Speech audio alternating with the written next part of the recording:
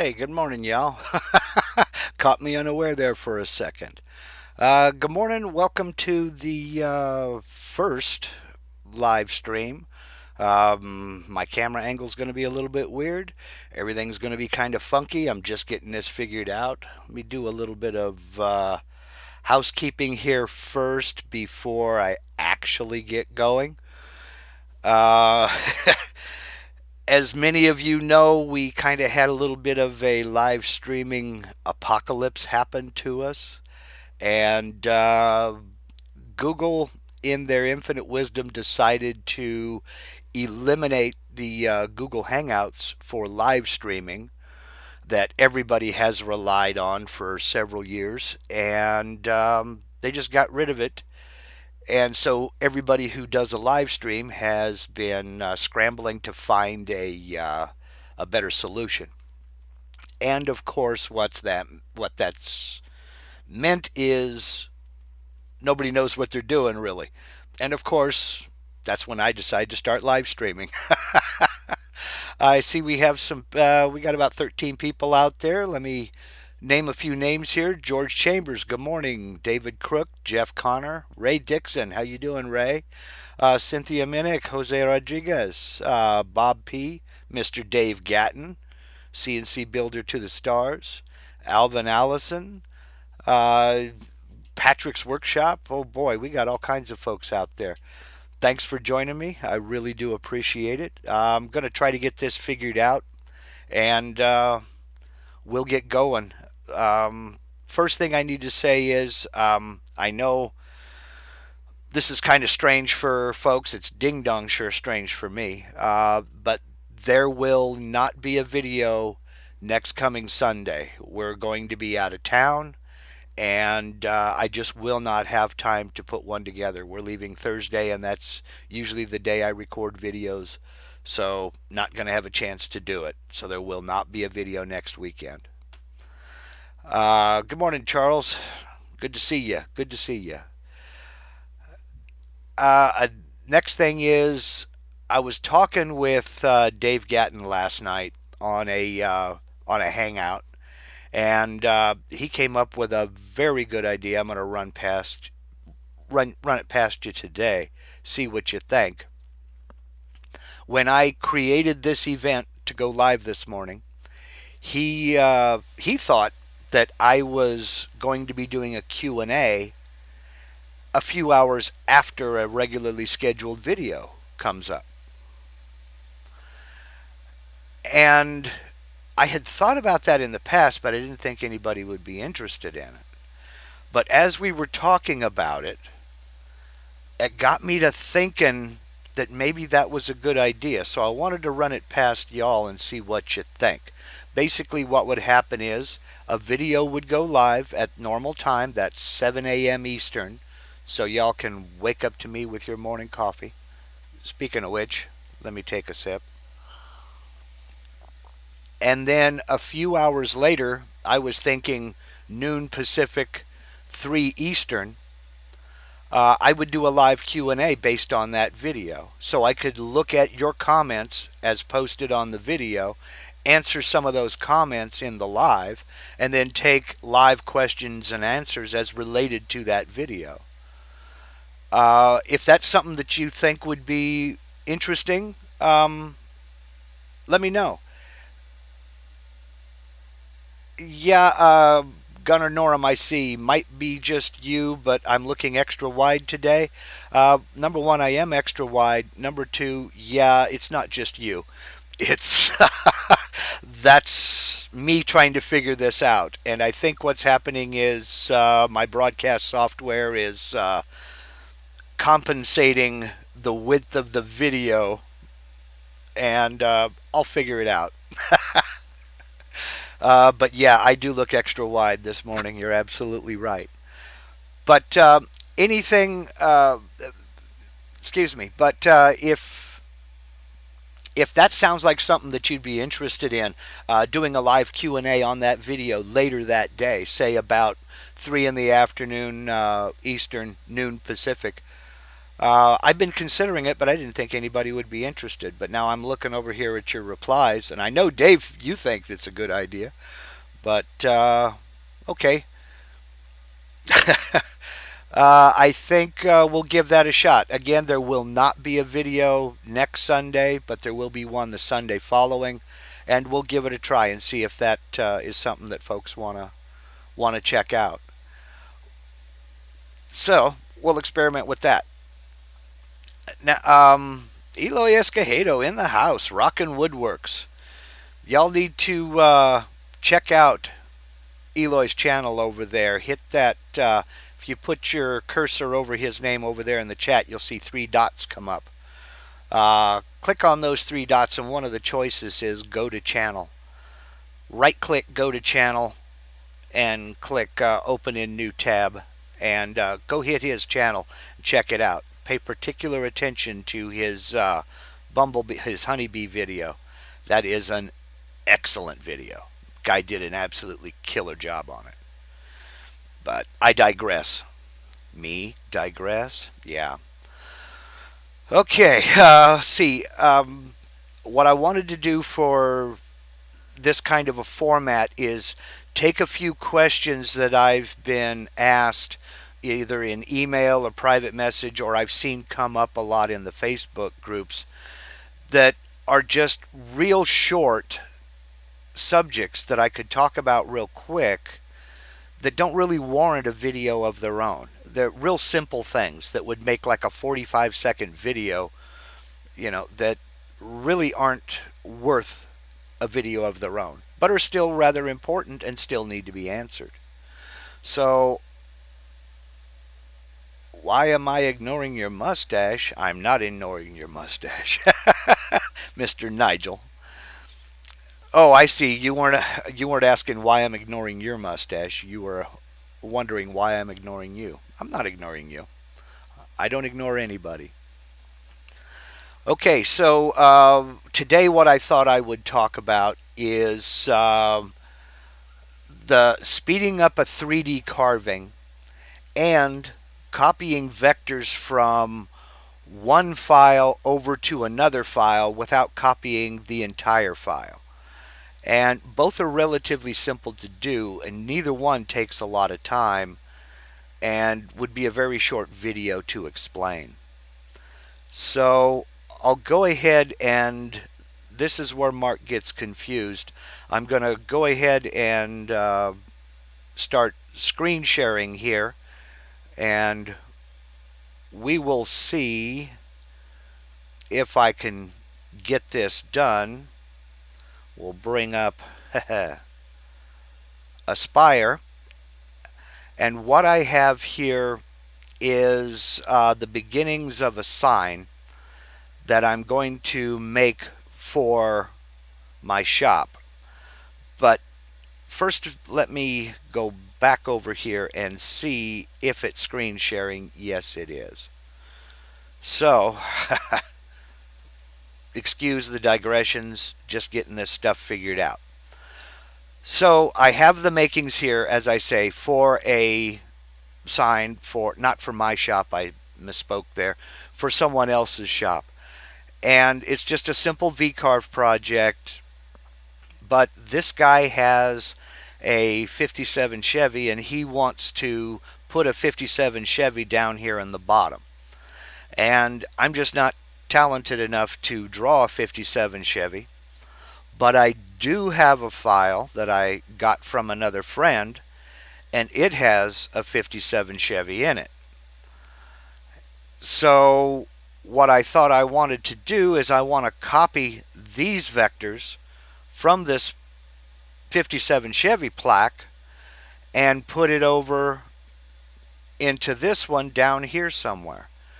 And it's actually very simple to do, but certain things will work and certain things won't work. And basically what you'll need to do is you'll need to have both files open in different sessions of Cut 2D, VCarve Desktop, VCarve Pro, Aspire, whichever you use. It doesn't matter which one. And all you'll do is you'll select the vectors that you want to copy over, get them all highlighted in pink, and in this case, the keyboard shortcuts for copy and paste don't always work. Sometimes they'll work, sometimes they won't. But what does work every single time is to select them all, then right click and use the copy command in this right click menu.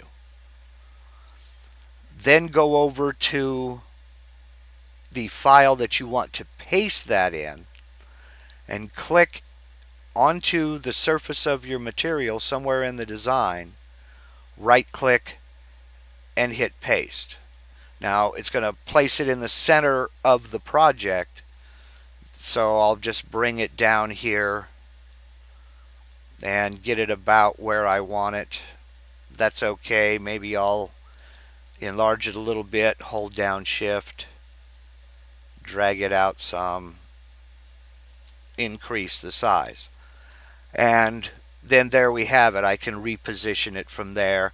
I can do any of my normal things. I'm using my cursor down button on my keyboard here to kind of move it down a little bit.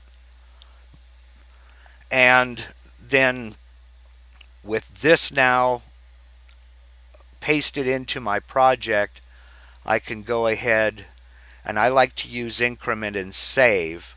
You'll notice my file name up here is under control 1. I will hit increment and save, and what that does is it saves a new copy of this file. I did not change the file with just the wording in it, but I have a new file called under control 2 that includes this 57 Chevy drawing. So again, this is one of those little tips that seems kind of obvious to some but not obvious to others. But the confusion comes in with the keyboard shortcuts not necessarily working for this type of a procedure. The best way to go is to use those context menus. And again, you just select, then right click and use the copy and paste commands within the right click context menu. But that way you don't lose anything from this file and you don't change this file at all. It stays the same. So that's just one of those little quick tip things to get you going. So let me get back over here to our chat and see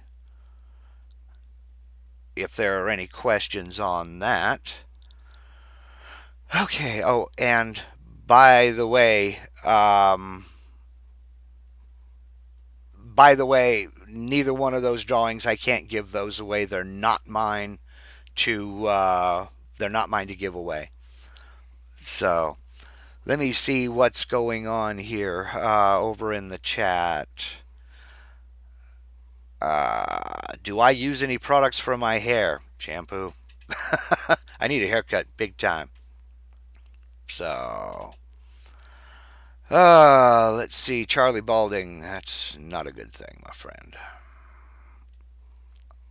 So, pitching. So, were there any questions on that? Good morning, Tim. Good morning, Nigel.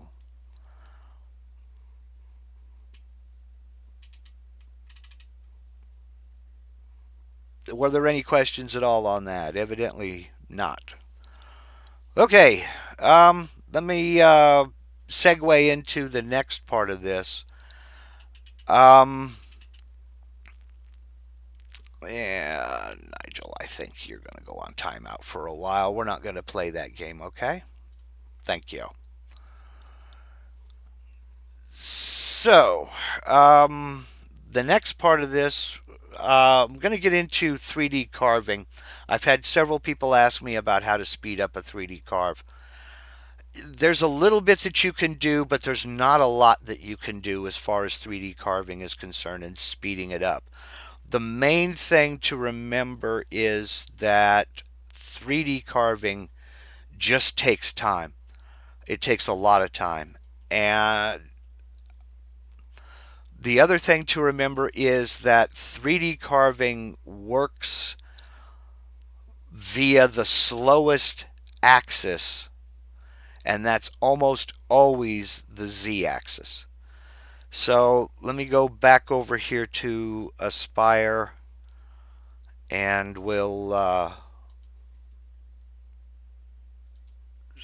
get back into this for just a second. When you're 3D carving, the Z is all in almost constant motion. So I'll go into my tool database here, go up to tool paths, go into tool database, and I'll select let's start with a 1/4 inch ball nose. Now, with the Z in almost constant motion as it's cutting, it's going to be based on the plunge rate. Now, normally in any kind of a 2D carve, the feed rate is, that's your X and Y positioning, and that's the speed that it's going to be traveling at. But because your Z is in almost constant motion, the plunge rate is the factor that's going to determine how fast it cuts. Now, most folks will set their plunge rate. In this case, I don't have it set that way. Most folks will set their plunge rate at about half of their feed rate. So in this case, it would be 50 inches per minute. And I'll go ahead and hit apply. And with that set at 50 inches per minute, I can set the feed rate to whatever I like. But during a 3D carve, it's never going to move faster than 50 inches per minute, because that's as fast as the plunge rate will allow that z-axis to move. So when you're 3D carving, this is going to be one of the major determining factors as to how fast it's going to carve. The second factor is your step over. We got to remember that when you're 3D carving, you're trying to get as much detail as possible. And most folks will set their step over for a 10%, anywhere between 8 and 10%. And running at 10% step over, we're only moving that bit over 25 thousandths, in this case at 10%. Now you get into 8% step over, you're only looking at 20 thousandths. That's not very much, and this is on a rather large bit. Well, if you're trying to carve a piece that's 18-inch diameter, that's just going to take a long time when you're only stepping over 20 thousandths. Now you get into a smaller bit, like a 1/8 inch or 1/16 inch. My smallest right now is a 3/64 inch bit. If I'm using that, I'm not even stepping over 4 thousandths of an inch. And if I'm carving something that's a 12-inch diameter, that's just going to take time, no matter what I set my feed or plunge rate at. So, number one, you're kind of at a disadvantage because you're 3D carving and trying to get a lot of detail. Then you have to factor in your feed rate and plunge rate. So when you're trying to speed up a 3D carve, remember everything is relative. So if you're going to try to speed it up, you can only adjust step over and your plunge rate to try to speed that up. The rest of it is just going to take time, and that there's not much else you can do about it. So hopefully that answers some of those questions there. So, if there's any questions on that, I'd be more than willing to answer them. I see Ray Dixon says, is there a way to make a trace of a 3D carving so that you do not cut so much wood away? If I understand you correctly, are you talking about uh, changing the depth of the 3D carve? Or are you talking about doing it in stages with a larger bit? I don't really understand. So I'll go ahead and wait for his clarification on that question. So if anybody has any questions at all, yes, Dave is absolutely correct. You can also change your z-axis retract, meaning I'll go back into the screen share in just a second. To show what I'm talking about here and where to set that. You're talking about your Z height when it lifts up to move over. In 3D carving, it will pick up sometimes to move over to another position, the Z height retract, but usually it's makes one pass moves over, makes the next pass moves over. Sometimes it will jump around, and changing the Z retract height will kind of speed that up. But and I'll go ahead and go back to screen sharing to show what Dave is talking about there. I've really got to find a better way of doing that. We go over here into material setup, and let's see, the rapid gaps above the material is what Dave was talking about there. This is also known as your safe Z height, and that is whenever the tool is cutting in this area here, if it needs to pick up and move over here to go do something else. The way I have it right now, and that we're talking about Z1, it will lift up zero point 0.2 inches, so not quite a quarter of an inch out of the material, and then move over and then plunge back down to start cutting. You can decrease that. You can set it, let's say, for an eighth of an inch, 0.125, and then after hitting OK, it will, from then, it'll lift up only an eighth of an inch and then move over.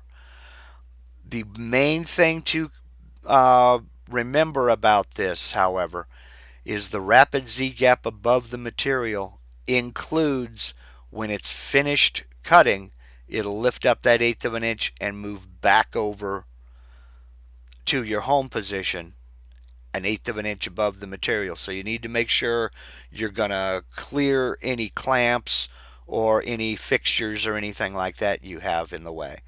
This does not just control while it's cutting, that controls everything.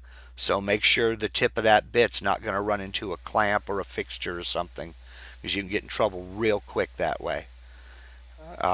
Down here is the home start position. That's where when you first turn on your spindle or router, the position of your bit. In my case, it'll be at my X0, Y0, and the bit will be 0.2 above the material when it starts running the G code.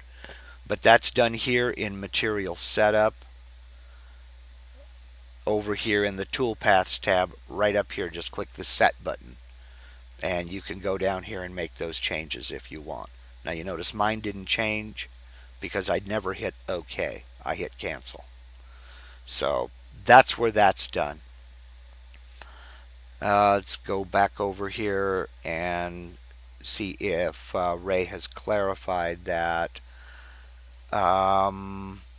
Okay, cutting the depth. Yes. Basically, excuse me. Let's see.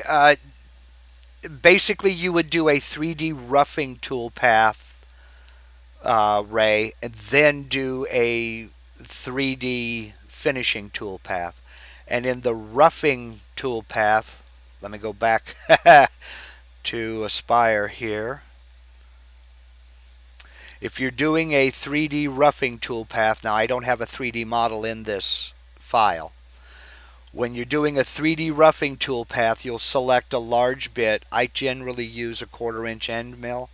And then down here in machining allowance, it will carve away the material during the roughing toolpath, leaving however much material you put right here. That's how much material is going to be left behind for the finishing toolpath to clean up. So in my case, I have it set at 30 thousandths. So my roughing toolpath will come along and it'll rough out everything, leaving 30 thousandths of an inch thickness of material to be removed by the 3D finishing toolpath. So on the plus side, what this will do is it'll hog out the majority of the material, so that, you know, if you have any deep recessed areas or what have you, your finishing bit is not having to deal with all that. But on the negative side, it does add to machining time. It doesn't add much. I find that using a 1/4 inch end mill to do the roughing, it might add, depending upon the model, it might add 15 or 20 minutes to the carve, but generally speaking, not a lot. But leaving that 30 thousandths, you know, I've seen some people use 0.2, some people use 0.4, some people use 0.5. It just depends on the bit that you have and that you're using. But I find that by leaving about 0.3, it's easier on the finishing bit, and some of these tapered ball nose bits are pretty pricey. So whatever I can do to make it easier on that bit and save the cutting edges, the better. Some folks do not use a roughing toolpath at all. These are more on the stronger, more rigid CNCs than I own. I'm a home hobbyist. I don't mind taking the time to do a roughing toolpath, but some folks who are into production work just don't have that time to take, and you know, I completely understand that. But hopefully that answers your question there. Let's see. Can you turn that off? I guess you're talking about Safe Z. No, I don't think you can turn off Safe Z. Uh, and I don't know why you would want to do that, turn off Safe Z or the home position. You can't turn that off either. Basically, your controller has to know, number one, where your material is and where it is all the time. So having a starting place, you know, X0, Y0, and your Z height about 0.2 above in my case, your controller has to know that. It has to know where it is so it knows where to go. And it will always return to home, and I don't think you can turn that off. So, let's see. Let's see here. Show that again, Mark, in the model. Patrick's Workshop. I don't know what you mean. Show which again? Oh, okay, Augustine. Thank you. I do appreciate that. The Alt-Tab key, I can switch between scenes faster and avoid the stream.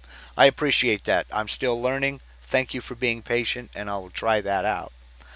Augustine also wants to know, are there any useful formula to calculate RPM and advances in 3D machining? What about the hardness of wood based on 3D machining? As far as a useful formula to calculate RPM and advances, I'm guessing you mean feed rate.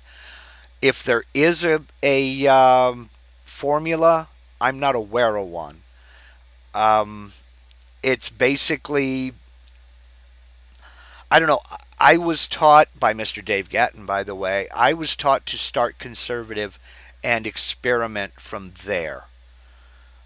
Um, it's I tend to run a little bit more conservative because I use Mach 3 as my controller software. I can increase my feed rates on the fly while it's cutting. So, people ask me about the feed rates I have set for my tools all the time, and I let them know that those feed rates are conservative. For like a quarter-inch end mill, I set my baseline at 50 inches per minute because Mach 3 will let me increase up to 300%.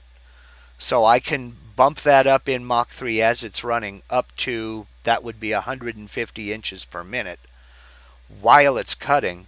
So each material reacts a little bit differently.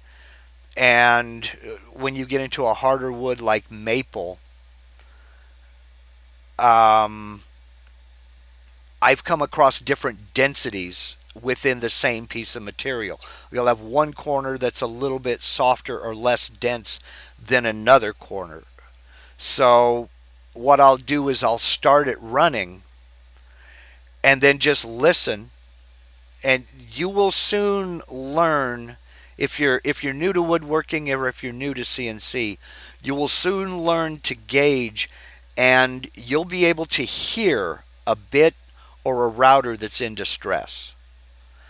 And noise, anything that kind of kind of a chattering, you'll know your RPMs are too low or your speed is too fast. Your feed rate is too fast. It's kind of hard to change the RPM on the fly while it's cutting, so slow the speed down. And that's how I was taught to run. What I'll do is I'll start conservative and I'll speed it up bit by bit, increment by increment. But when I start getting towards that borderline where I'm starting to hear a little bit of chatter or I'm starting to see the quality of cut isn't quite so good, I'll start backing it down just a little bit until that stops. And then that's what I'll let it run at. There are some tool paths that you can run all out, just flat out go.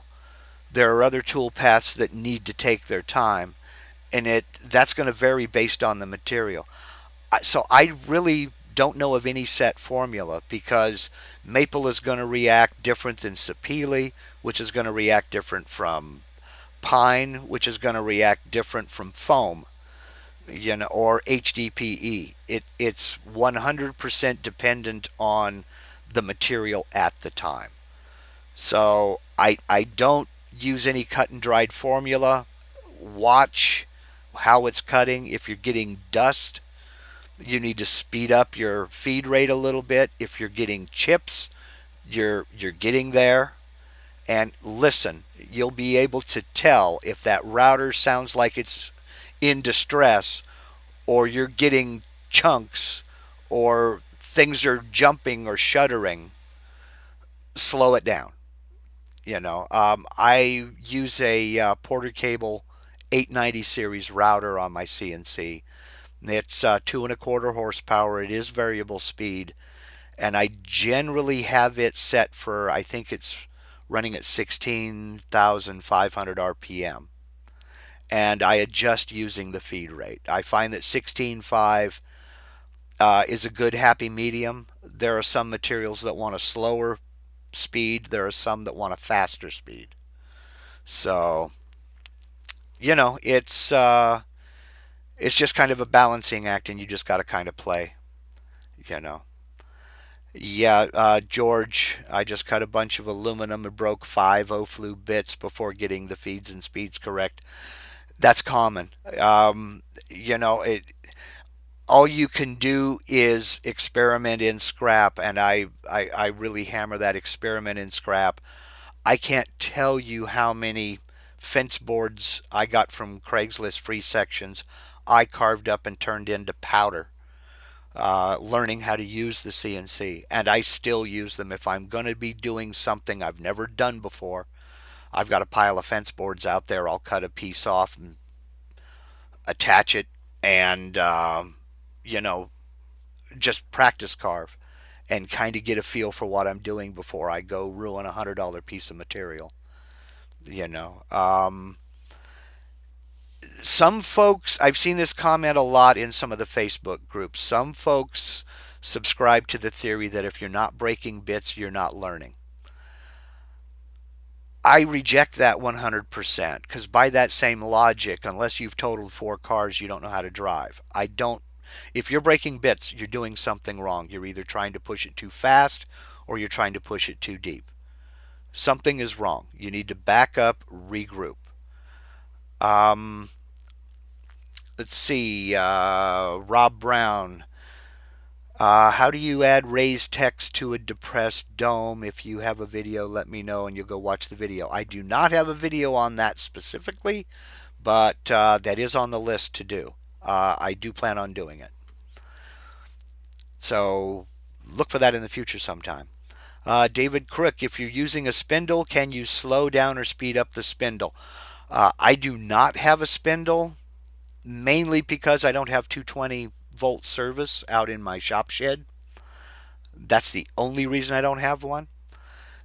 So I don't know. I can't answer that question. I do know that that is possible, but how to do it, I don't know. I can't answer that. I would talk to either Dave Gatton, Peter Pasuelo, anybody over in the Gatton CNC Facebook group, which if you're not a member of, you really should be.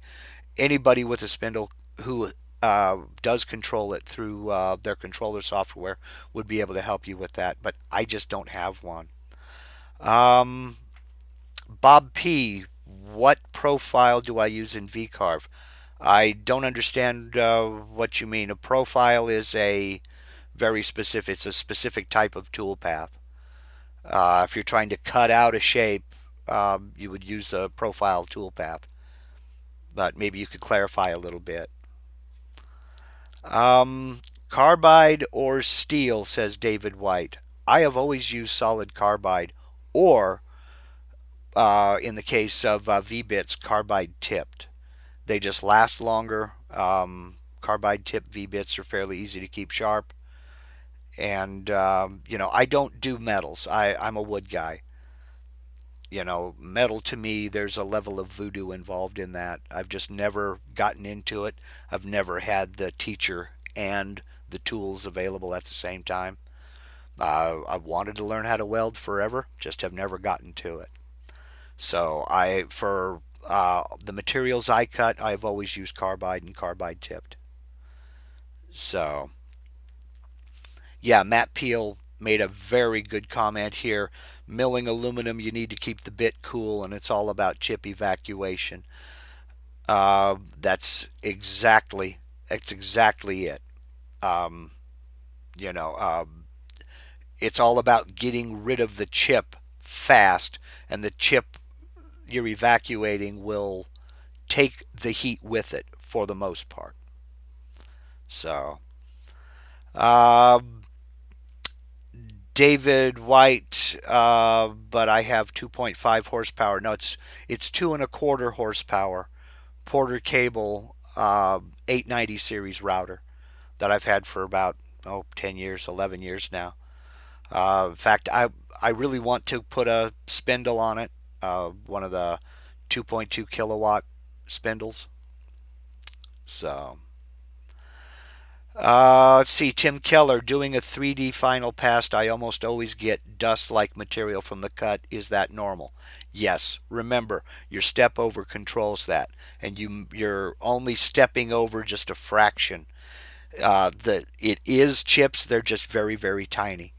So that's based on your machining allowance and your step over. I mean, if it's only got 30 thousandths of an inch depth to cut and it's stepping over 4 thousandths, the chip is going to be very, very tiny. So yes, it's going to be dust basically. So, but yeah, that's normal. So let's see. You can easily control the speed of the spindle from Mach 3. Yes, you can control it from Mach 3. I just don't know how to do that because I've never done it. I don't have a spindle. So, David White, walk before you run. Oh, yes, always. I mean, very, very, very few people learn how to drive in a double A fuel dragster.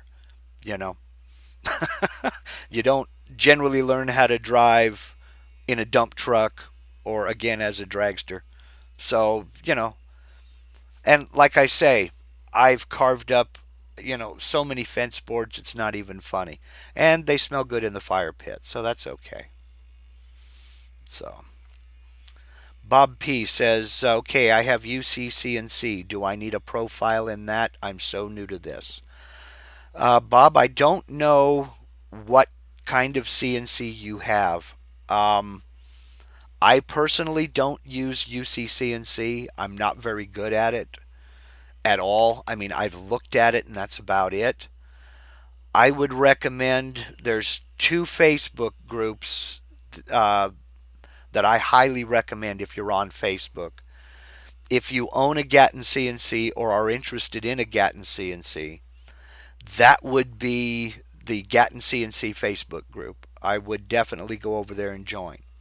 If you don't have a Gatton CNC, you have something else, there's a Facebook group called CNC for Beginners, not CNC for the beginner. This is just straight 3 words, CNC for Beginners. I would join that group. There are a lot of people over there. There are a little over 15,000 members of all skill levels. Um, and somebody over there uses UCCNC, and they will be able to take care of you for sure, 100%. Frankie CNC and Woodworking. Good morning, man. How you doing? A dump truck and a tractor was the first thing I started driving when I was 11. Well, there's one in every crowd. Okay, Bob, you have a Gatton CNC. I would definitely get over to Facebook if you're on Facebook and join the Gatton CNC group. Dave runs a tidy ship over there. There are several hundred members over there who are either building a Gatton CNC or have built one. And I know a number of them. They don't like Mach 3, they're using UCCNC. There is somebody there who can help you, for sure. I would get over there and join, for sure.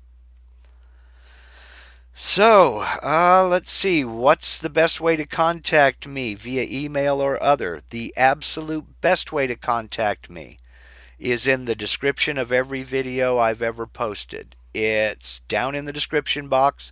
You'll find a link to my website. Go over to my website and hit that contact us link. It'll ask you for your email address. Please put in a valid email address because it's going to send me the message, and I will be replying to that via email. So if that email address is corrupt or bad or misspelled or something like that, it's going to bounce back. And that's happened a few times. But hit me up on that contact us page. I read every single one of them. And I try to get back to everybody individually. So that's the best way to get a hold of me. So, and if you see me on, I'm in the Gatton CNC group. Also, I'm not as active over there as I used to be, mainly because, uh, you know, it's funny to say I've been doing CNC for right at 5 years now, so I'm not all that old hat at this. I'm not all that, I'm not an expert 100%. I'll say that for sure. But I'm still old school enough to where most of the equipment folks are using over there in the Gatton CNC group, I'm just not using. So I don't have an answer for folks. I don't use a UC 100, so I know nothing about it. I don't use UC CNC, so I know nothing about it. So I'm not as active over there. If somebody has a Mach 3 question, I'll do what I can. If somebody has a question on the older, real old Xylatex drive box, I'll do what I can. But I don't know nothing about stepper controllers or this kit versus that kit, lead shine, or any of that. I don't know anything about that. So,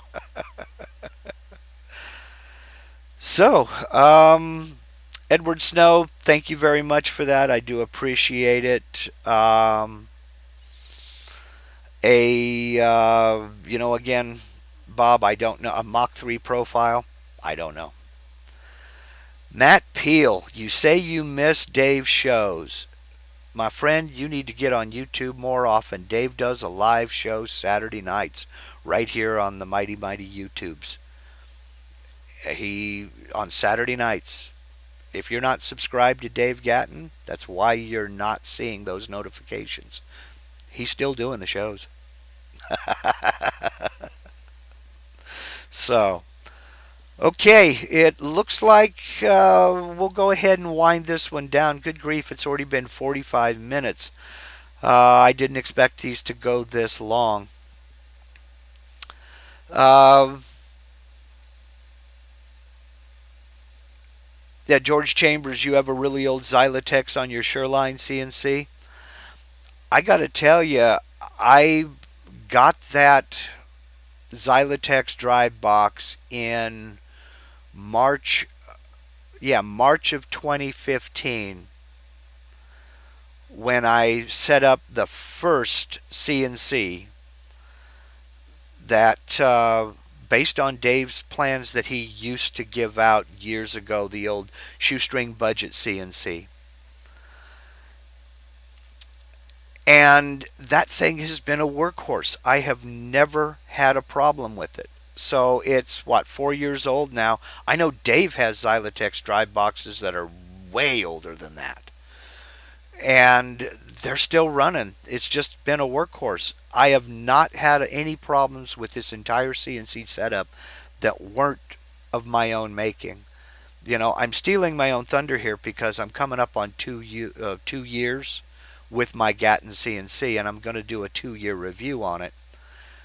But I got to tell you, I love the ding dong thing, so he's going to get a good review out of it. I wouldn't change a thing, but that's inside baseball. Okay, I see a lot of thank yous out there. I do appreciate it, guys. I really do.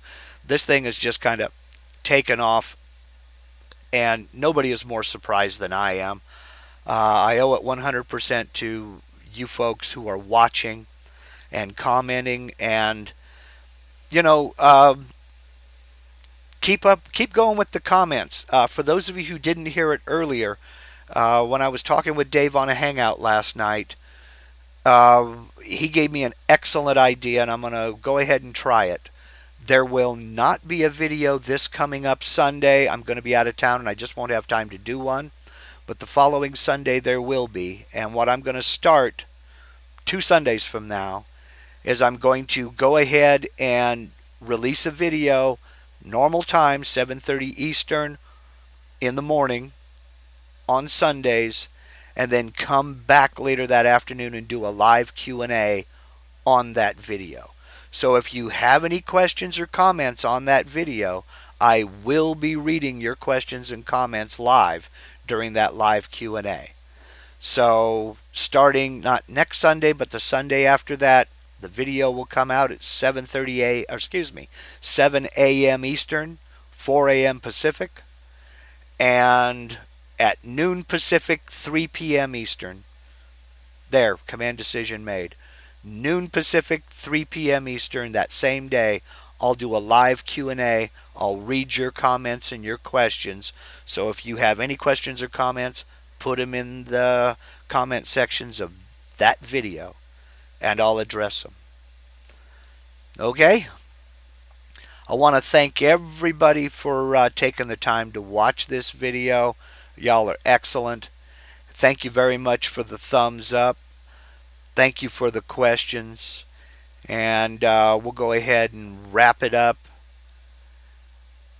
Get out in the shop and make some chips. If you're still building your CNC, get working on it. Slow and steady wins the race. One thing at a time. Let's see if I can come up with any more cliches. Nah, I think that's about it. See you in 2 weeks. Y'all have a good day. Bye bye.